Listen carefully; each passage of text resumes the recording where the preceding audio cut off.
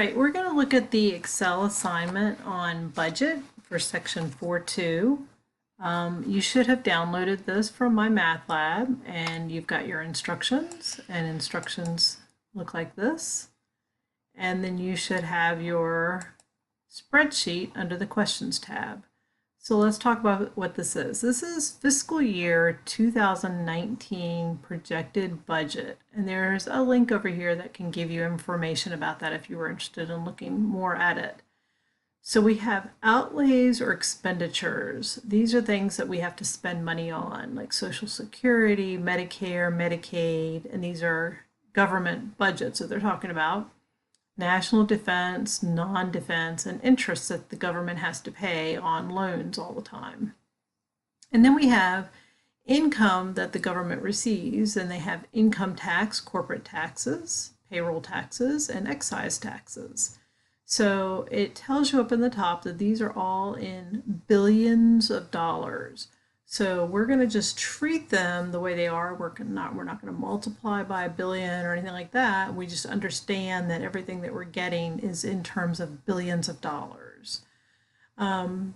So let's look at our first set of directions. So step 2 says in cell D13, calculate the subtotal. So what we're wanting to do is find the subtotal of the mandatory expenditures, and then the subtotal of the discretionary expenditures, and then the subtotal of the interest, and the same thing down here, the subtotal of our incomes. So in these subtotal boxes, we're wanting to find the sum. So the best thing to do is to use a sum formula, and we want to add the values from the 1046 down to the 656. So the cells B9, B10, B11, and B12. So we would do that with the formula like equals sum. And then I would highlight. So I'm going to highlight these things that I want to add up. And there we have our sum. We're going to do the same thing for our subtotal here and our subtotal here. Now, even though the last subtotal only has one value, we're still going to do the subtotal. We're going to use a sum formula because it will just work better and makes more sense. Okay? All right, so then the next step. So that's going to cover steps 2, 3, 4, 5, and 6, and 7. Okay, so you're going to find all of those totals using a sum formula. It doesn't say anything about formatting, so whatever formatting comes out, we're going to leave that as the correct formatting. Okay, so we're going to go to step 8. Step 8 says, in cell F9, calculate the ratio. The key word here is the word ratio. So anytime you see the word ratio, we're talking about a fraction. So it's saying calculate the fraction of Social Security to the subtotal of the mandatory. So Social Security is this number right here, and the subtotal is right here. So we want to calculate the fraction, the ratio of the Social Security to the subtotal. So the thing we want to do is we want to do the Social Security, which is the 1,000. I'm going to come over here. We want to take the 46, and we want to divide it by the 2739. Okay, so on this next column here, or row here, excuse me, I want to do the same thing. Make that a little bit bigger and move it. Okay, I want to do the same thing, but I want to use 624. So it's going to be 624.7 divided by 2739. So notice that as I go down this column, I'm always using 2739. So it's a constant. It doesn't change. So to make something constant, we use our dollar signs. We make it an absolute cell reference.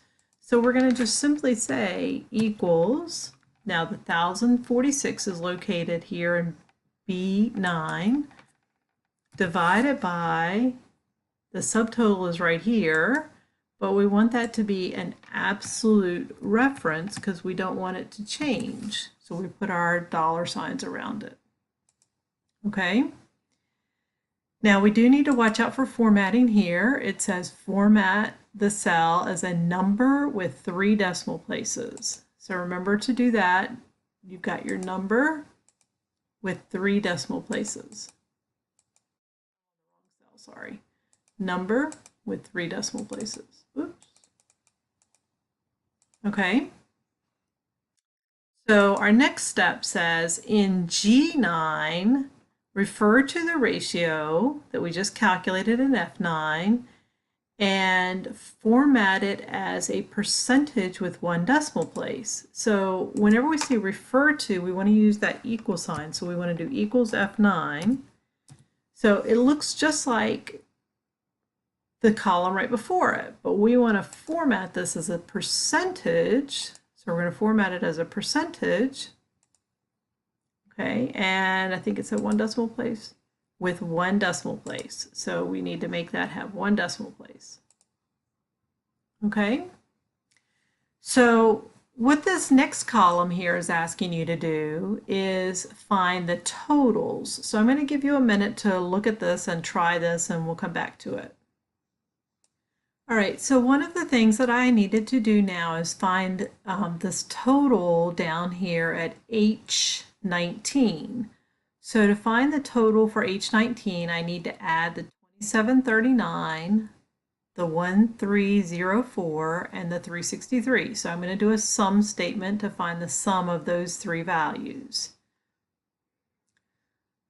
So now, once I've got these values, this is what I ended up with after I filled everything down. The next part for H9, let's look at our instructions for H9. In H9, it says calculate the ratio, again, that's a fraction, of the Social Security to the total. So this time I want to do the Social Security, which is the 1,046, but I want to divide by the 4,407, which is my total outlays.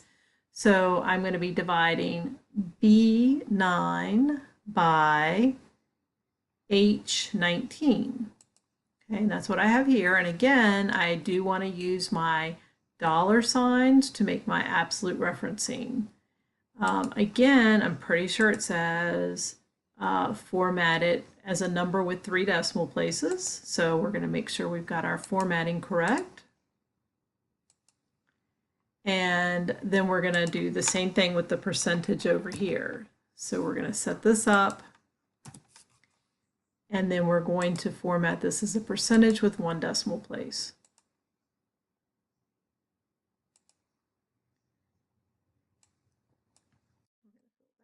Here, and then we've got some others to fill in. So that's what you're going to do for this information up here. All right.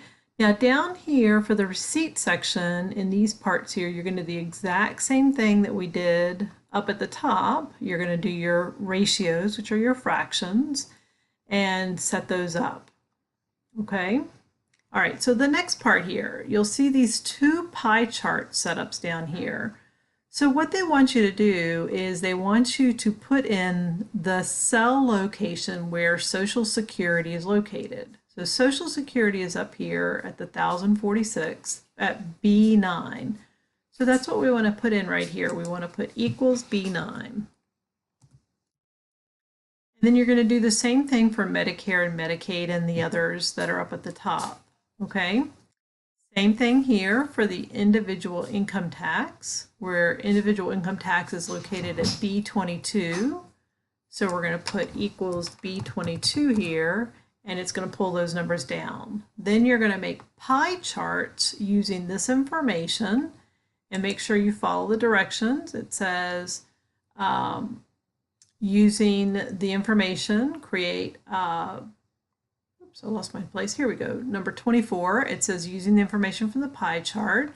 Select the pie chart, and then make sure you do design for, and replace your title and things like that. So make sure you've got that all set up, and you can do that for your charts. All right, so the next step, step E. the surplus or the deficit. So the expenditures are the amount of money that the government spends. It's like you go to the grocery store and you spend money at the grocery store, or you spend money on cell phones, or you spend money going to the movies. Those are your expenditures. Your income is the amount of money that you're bringing in. So it's your paycheck. So your surplus or deficit means how much do you have left over, or how much are you overspending? So it would be the amount of income subtract the amount of your expenditures. So these totals here, right here, you've got a total for your expenditures. And right here, I could do a total for the income. So right now, if you notice this, my income is only $3,400, but my expenditures are $4,400. So I actually have a deficit. I'm losing money. I'm overspending. The government's overspending. So to find your deficit or your expenditures, you're going to take your income and you're going to subtract your expenses or your expenditures. And you'll notice that the answer comes out in red with parentheses. So let's check this real quick. This is cell H47. It says calculate the annual surplus and deficit. So you'll notice it comes out in red with parentheses because it's a deficit. I'm overspending. So that's what they're talking about with that. All right, so the next step. They want us to calculate how much debt the U.S. has. So over here in our chart, it tells us that, there we go, in step F, it says, assume the U.S. is getting charged 2.5% APR on our debt.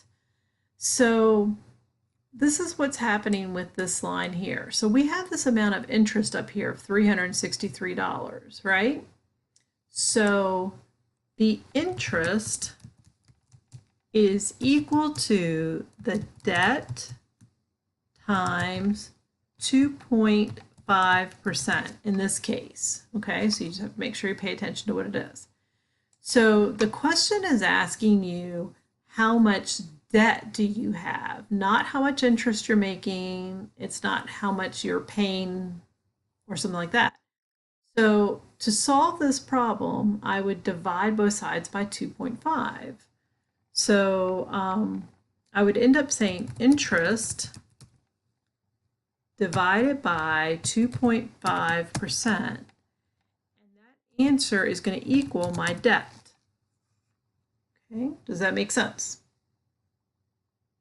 All right, so then where is the interest located in my spreadsheet? The interest is located at B18.